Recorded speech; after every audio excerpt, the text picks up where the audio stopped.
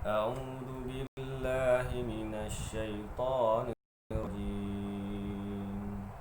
كلا إذا دكت الأرض دكا دكا وجاء ربك والملك صفا صفا وجيء يومئذ بجهنم يومئذ يتذكر الإنسان وأنى له الذكرى يقول يا ليتني قدمت لحياتي فيومئذ لا يعذب عذابه أحد ولا يوثق وثاقه أحد يا أيتها النفس المطمئنة ارجعي إلى ربك راضية مرضية فادخلي في عبادي وادخلي جنتي صدق الله العظيم. Al-Fajr 21-30. Sekali-kali tidak, apabila bumi digoncangkan berturut-turut, maka datanglah Tuhanmu dan malaikat berbaris-baris. Pada hari itu diperlihatkan neraka Jahannam. Pada hari itu sedarlah manusia, tetapi tak bergunalah kesedaran tersebut. Dia berkata, oh alangkah baiknya dulu kalau aku mengerjakan kebajikan untuk hidupku di dunia ini. Maka pada hari itu tidak ada seorang pun yang mengazab seperti azabnya yang adil, dan tidak ada seorang pun yang mengikat seperti ikatannya. Wahai jiwa yang tenang, kembalilah kepada Tuhanmu dengan hati yang redha dan diredainya, maka masuklah ke dalam golongan hamba-hambaku dan masuklah ke dalam syurgaku. Jadi inilah pengkhabaran berita gaib daripada Allah Subhanahu Wa Taala dalam suratul Fajr kepada kita. Benda yang pasti berlaku, yang akan berlaku, belum berlaku lagi, dan suatu hari nanti ia akan berlaku. Akan berita tersebut huru-hara hari kiamat yang sangat-sangat dahsyat. Allah Ta'ala mulakan dengan kalla, sekali-kali tidak.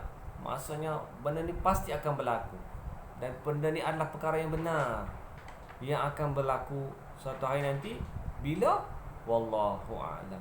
Idza dukkatil ardu dakkan dakka, apabila bumi ini digoncangkan secara berturut-turut, diluruskan, dibentangkan, dihamparkan, diratakan, bumi dan gunung-gunung habis semua diratakan oleh Allah SWT.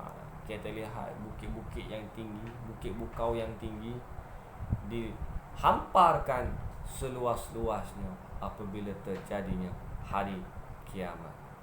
Dan orang-orang, makhluk-makhluk bangkit daripada kubur, yang hidup, yang mati beribu-ribu tahun dahulu, beratus-ratus tahun dahulu, akan dibangkitkan oleh Allah Subhanahu Wa Taala untuk dinilai amalan mereka menuju kepada Rabb yang tinggi.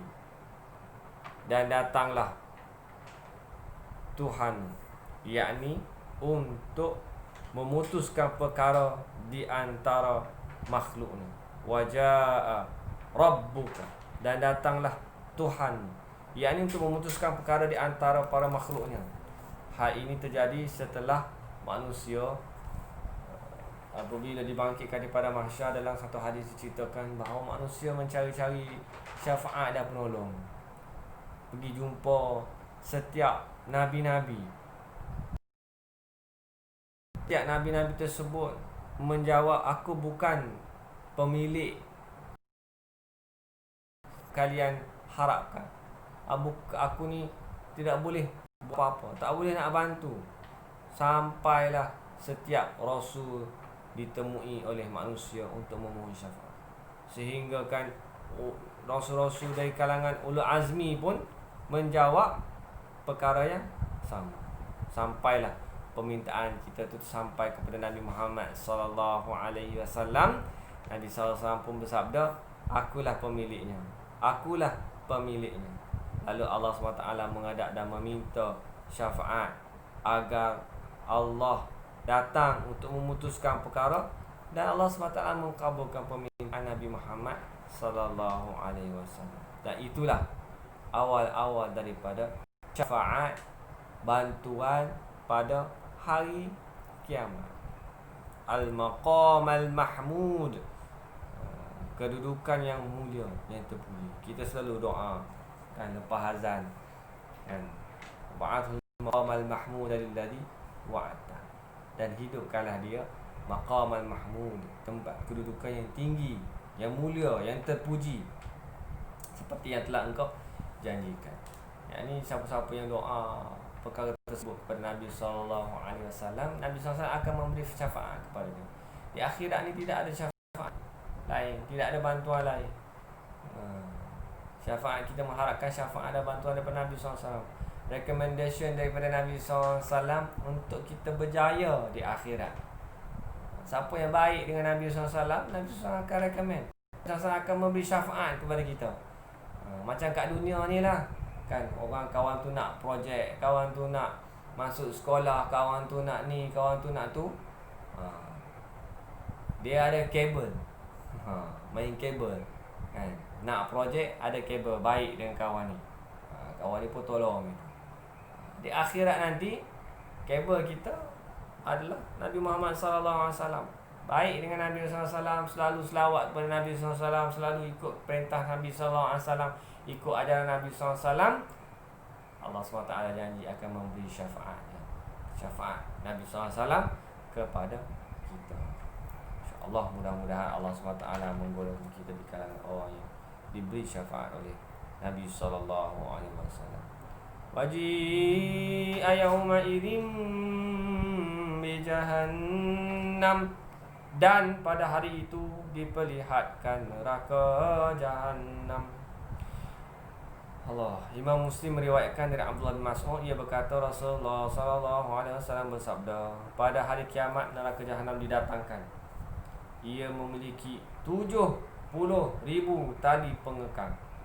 Setiap tali diheret oleh 70,000 malaikat. Demikian pula yang diriwayatkan oleh At-Tirmidzi. Betapa besarnya neraka Jahannam milik Allah Subhanahu Wa Taala yang disediakan kepada manusia-manusia yang engkar, manusia-manusia yang mensyirikkan Allah, yang tidak mentauhidkan Allah kepada Allah Subhanahu Wa Taala. Neraka yang besar, yang setiap yang neraka tersebut, neraka Jahannam tersebut memiliki 70,000 tali, dan setiap tali itu 70,000 malaikat yang menariknya, seret. Allah Ta'ala berfirman lagi, Yawma idzin yatadhakkarul insanu wa anna lahul dzikra. Pada hari itu sedarlah manusia. Ini dia sedar akan amalan-amalannya. Dulu masa kat dunia, Allah SWT suruh kita melakukan perkara yang demikian, Allah SWT suruh kita solat, tapi manusia itu di akhirat baru sedar ini perintah Allah SWT yang telah dia tinggalkan.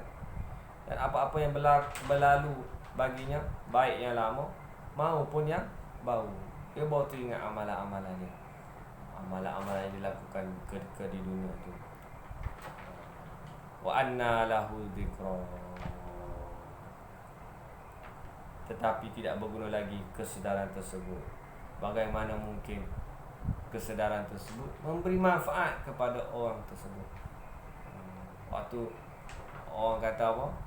Sesal dahulu pendapatan, sesal kemudian tidak berguna. Inilah sesal kemudian tidak berguna. Jadi kita ambil pengajaran sekarang, ketika kita duduk dalam dunia ni lah, sedar. Dan ayat-ayat Allah SWT ini dibekalkan kepada kita, kertas kerja ni dibentangkan kepada kita supaya kita sedar awal, supaya kita tahu awal benda ni. Jangan dah terhantuk baru nak tengadah. Bila dah mati baru nak menyesal. Oh Allah, aku dekat dunia dulu patut aku buat macam ni. Patutlah kan. Kita harap Allah SWT memberi kekuatan kepada kita dan kita boleh menyediakan bekalan tersebut ketika kita ada kesedaran sekarang ini. Yaqulu ya laitani qaddamtu li hayati.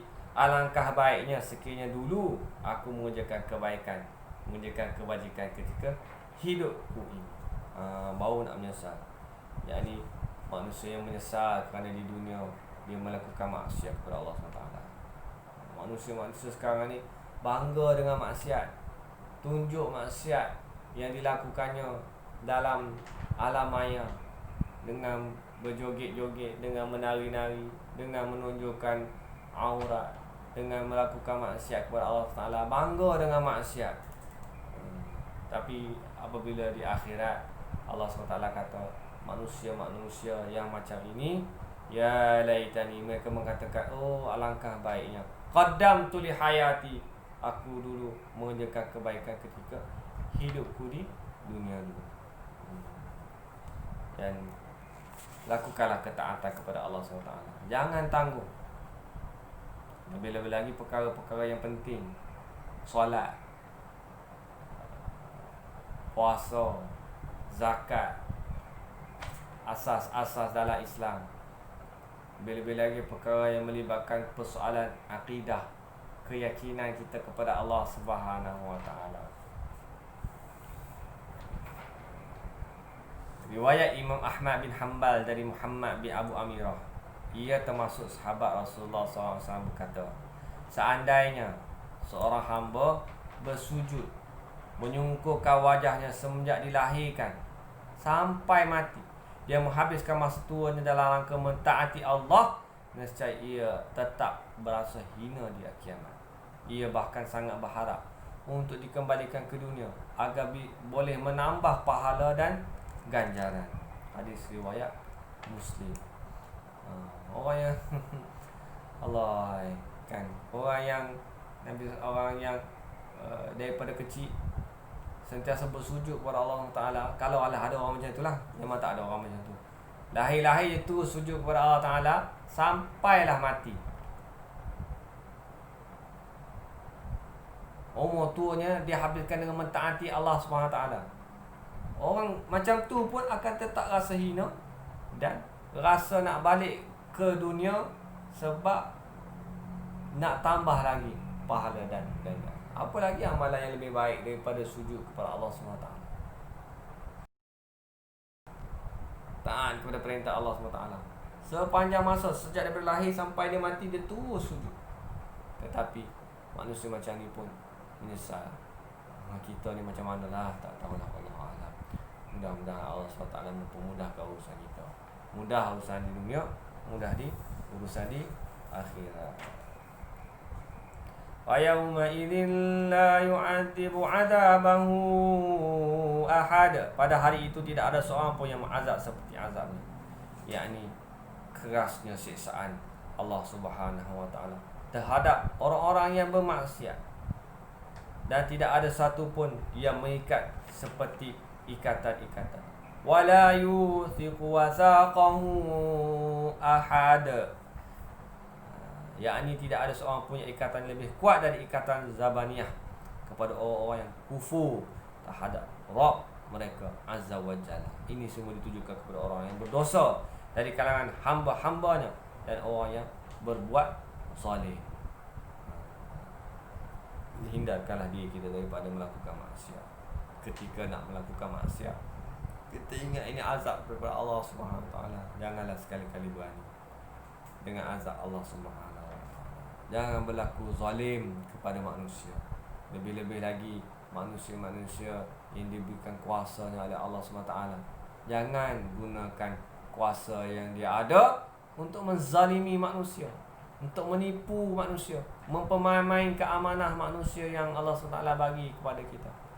Dan tunaikanlah amanah tersebut dengan baik, dengan melaksanakan perintah Allah Subhanahu Wa Taala dan menghindarkan daripada larangan Allah Subhanahu. Ya ayyatuhan nafsul mutmainnah, wahai jiwa yang tenang, irji'i ila rabbika, irji'i ila rabbiki radiyatan mardiyah. Wahai jiwa tenang, kembalilah kepada Tuhanmu.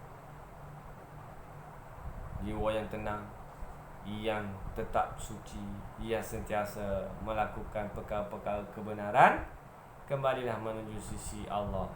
Pahalanya seperti apa-apa yang telah dipersiapkan untuk hamba-Nya dan di syurga. Radiyah, dengan hati yang redha, redha dengan diri sendiri. Mardiyah, yang diredainya, yakni dia mendapat redha daripada Allah Subhanahu Wa Taala. Kita redha kepada Allah, kita seronok kepada Allah, kita gembira dengan Allah. Mardiyah, Allah SWT pun redha dengan kita, Allah SWT suka dengan kita, Allah SWT sayang kepada kita, Allah SWT gembira dengan kita. Kita kalau ada orang suka kat kita dan kita pun suka kepada seseorang tersebut, kita akan jaga dengan anak kita contoh. Anak kita pun suka kat kita, kita pun suka dekat anak kita. Kita akan jaga dia baik-baik. Kita tak akan melakukan perkara-perkara yang menyakiti dia. Allah SWT lebih lagi. Kita seronok dengan Allah Ta'ala, maknanya kita ikut taat kepada perintah Allah SWT, dan Allah SWT redha kepada kita, Allah SWT suka kepada kita, Allah SWT seronok kepada kita. So tentulah Allah SWT akan memelihara kita. Pelihara kita kat dunia, pelihara kita kat akhirat. Lebih-lebih lagi pelihara di akhirat lah, membebaskan kita daripada azab api neraka Allah SWT. Fadkhuli fi ibadi, maka masuklah ke dalam golongan hamba-hambaku, yakni dalam kelompok mereka. Wadkhuli jannati, dan masuklah ke dalam syurgaku. Perkara ini dikatakan ketika seorang sedang sakaratul maut dan pada hari kiamat kelak. Bagaimana para malaikat juga memberikan khabar gembira kepada seorang mukmin saat sakaratnya, ketika bangkit dari kuburnya, demikian juga disebutkan di sini. Ketika manusia yang beriman macam kita ni, insya-Allah mudah-mudahan yang beriman, malaikat akan datang. Ya ayyatuhan nafsul mutmainnah, ketika sakaratul maut, malaikat akan memberikan khabar gembira. Wahai jiwa yang, masuklah, wahai hamba-hambaku, masuklah ke dalam golongan hamba-hambaku. Wahai hamba, wahai jiwa yang tenang. Ya ayyatuhan nafsul mutmainnah, wahai jiwa yang tenang, masuklah ke dalam kelompok hamba-hambaku. Kemudian para ulama tafsir berselisih tentang kepada siapa ayat ini diturunkan. Dalam riwayat Ibn Abbas disebutkan dalam ayat ini turun berkenaan dengan Uthman bin Affan radhiyallahu anhu, sahabat Nabi SAW yang Nabi SAW sayang dan cinta. Kemudian riwayat dari Buraidah bin Al-Husayb bahawa ayat ini turun berkenaan dengan Hamzah bin Abdul Muttalib, bapa saudara Nabi SAW, Hamzah bin Abdul Muttalib, yang juga disayangi dan dicintai oleh Nabi SAW. Ibn Abbas juga meriwayatkan pada hari kiamat dikatakan kepada ruh-ruh yang tenang, wahai jiwa yang tenang, kembalilah kepada Tuhan. Ya nafsul mutmainnah, irji'i ila rabbiki, yakni kepada pemilikmu, iaitu badannya yang dahulu jiwa tersebut hatinya di dunia. Radiyatan mardiyah, dengan hati dan diredainya. Diriwayatkan pula dari Ibn Abbas bahawa ia membaca lafaz fadkhuli fi ibadi wadkhuli jannati, maka masuklah ke dalam golongan hamba-Ku dan masuklah ke dalam.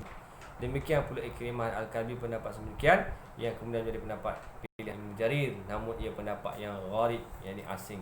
Yang zahir adalah yang pertama berdasarkan firman-Nya, "Tsumma ruddu ila Allahi maulahumul haqq Kemudian mereka hamba-hamba Allah dikembalikan kepada Allah, penguasa mereka yang sebenar. Ada beberapa pendapat para ahli ulama lah berkenaan dengan ayat an-nafsul mutmainnah dengan irji'i ila rabbiki radiyatan mardiyah. Dan dari Sa'id bin Jubair, ia berkata Ibn Abbas meninggal di Taif.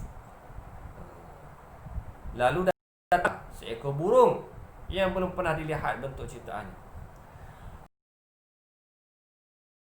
Kemudian tidak ada yang melihat keluarnya burung tersebut. Pada saat dikubur, tiba-tiba ada yang membaca ayat ini dari hujung kubur, dan tidak diketahui siapa yang membacanya. Dibaca ayat ini ketika Ibn Abbas meninggal dunia.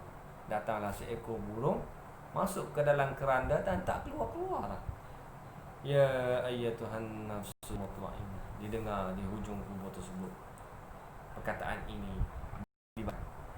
Ya ayyatuhan nafsul mutmainnah, irji'i ila rabbiki radiyatan mardiyah, wadkhuli fi ibadi wadkhuli jannati. Al-Hafiz Muhammad Al-Harawi yang dikenal dengan Syakar telah menyebutkan dalam kitab Al-Ajaib dengan sanadnya dia berkata dari Qubat bin Razin Abi Hashim berkata, aku pernah ditawar di negeri Rom. Lalu kami dikumpulkan oleh sang raja yang kemudian menawarkan agama kepada kami. Siapa yang tolak, maka kepalanya akan dipenggal sehingga 3 orang di antara kami menjadi murtad. Ujian. Ketika sampai pada orang keempat, maka ia menolak, lantas kepalanya dipenggal dan dilemparkan ke dalam sungai yang ada di sana.